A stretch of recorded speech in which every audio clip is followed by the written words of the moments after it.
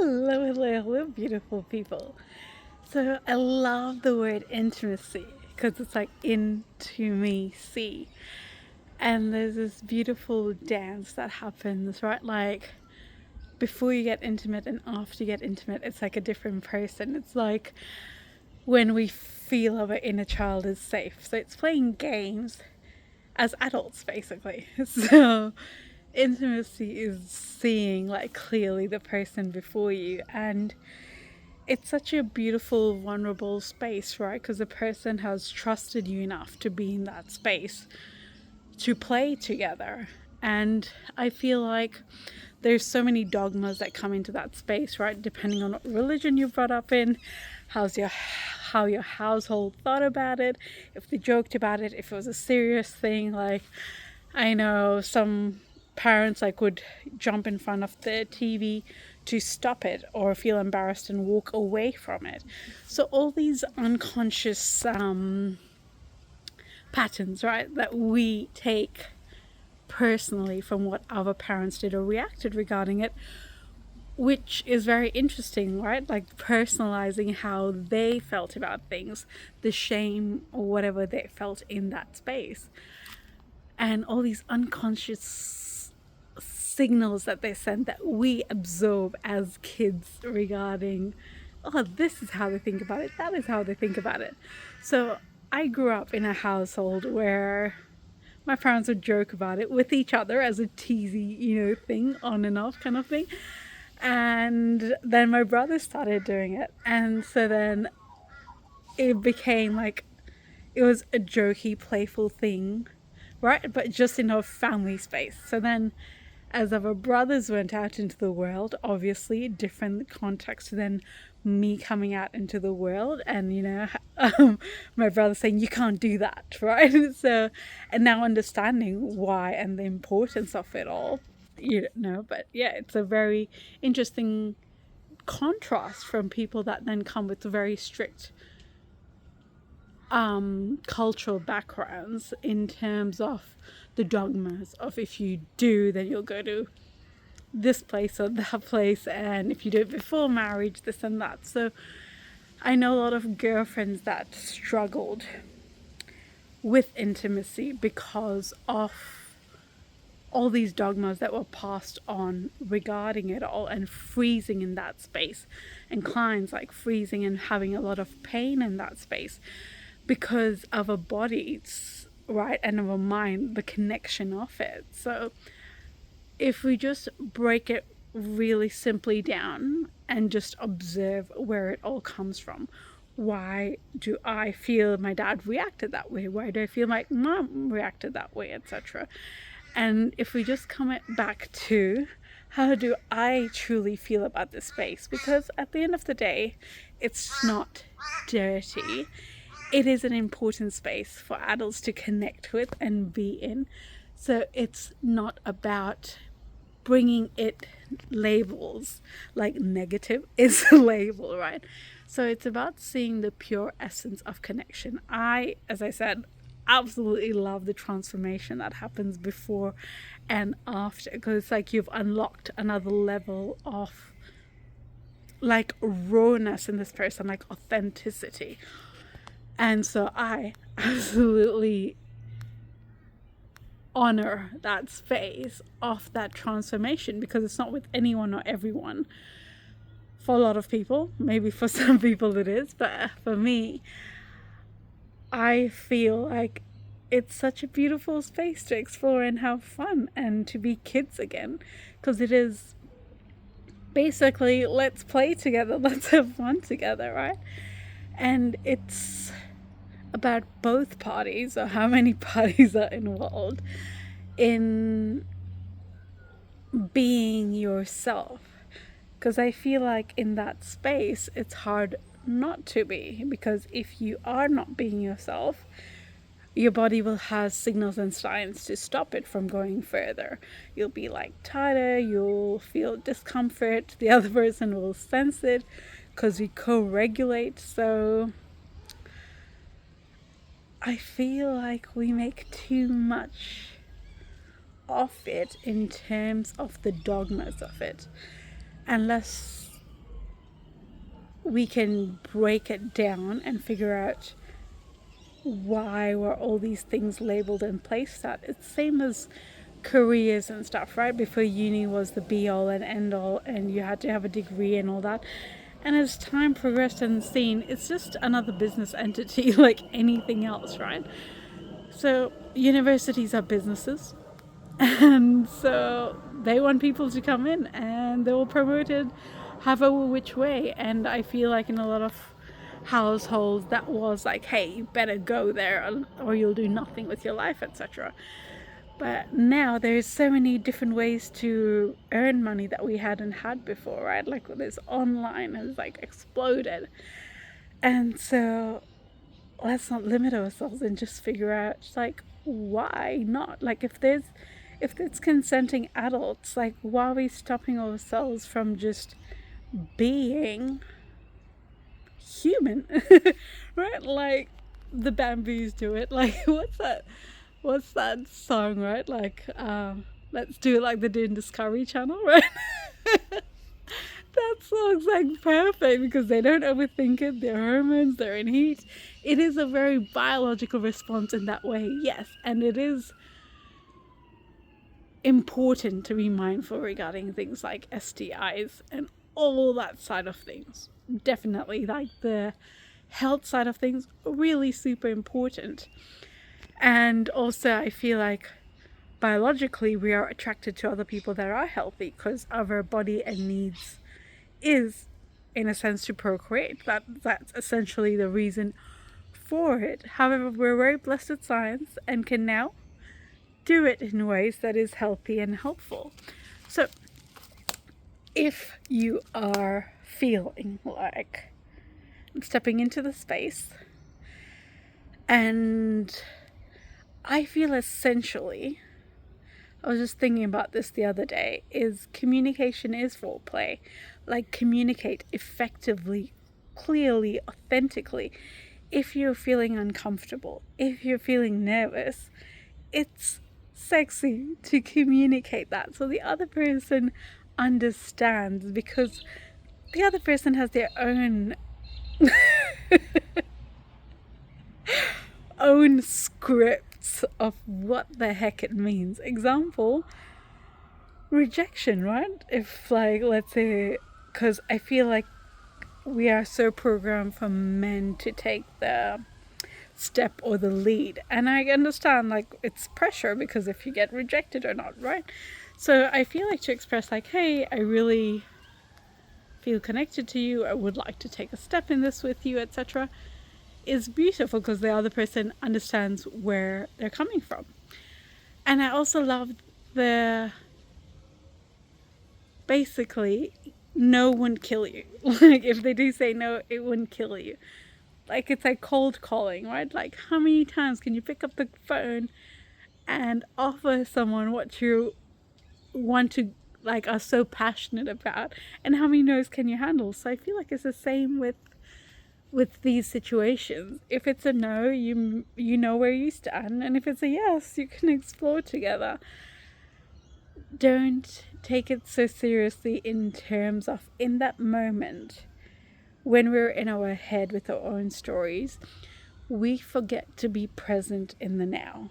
And I feel like the best gift in any area of your life, in any area truly, no matter what is happening in your life, if you can be present in the now, you can truly see the person in front of you and see where they are and see their signs and observe their signs, because everyone has signs. Like if they do want more, if they want less, like are they moving closer in, are they back, are they feeling nervous as well? Like the more we can just, oh my goodness, I feel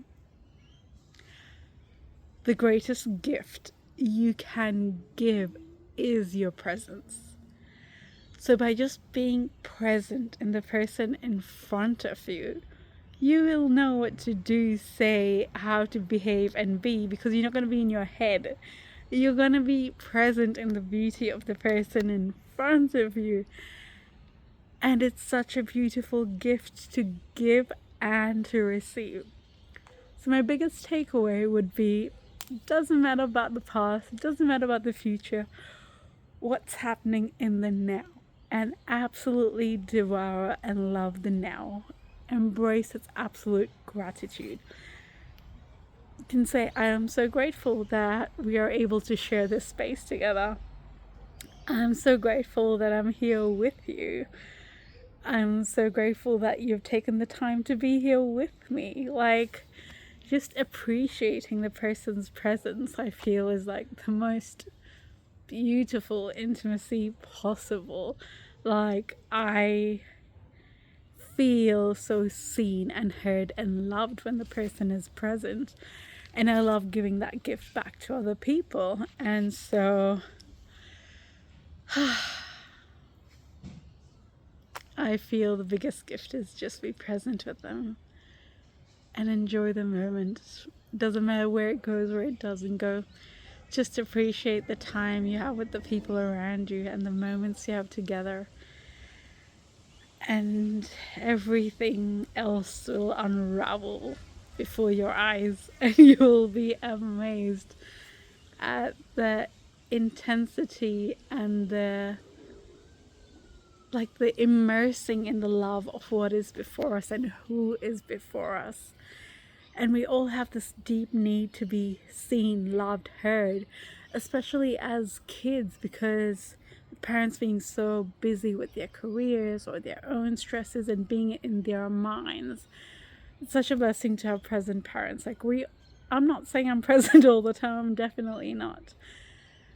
However, bringing my breath back into the now, taking a breath and using the prefrontal cortex, because when you breathe for 3 seconds, Jim Quick found that you basically tap into the prefrontal cortex. So instead of our immediate response of people pleasing, just that breath helps us make better decisions. It's same with the billionaire or millionaire Wong that created DH Gate.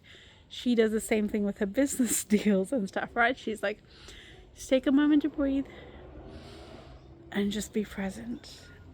And in that sweet presence, it's like healing the inner child of if they didn't feel seen or loved or heard.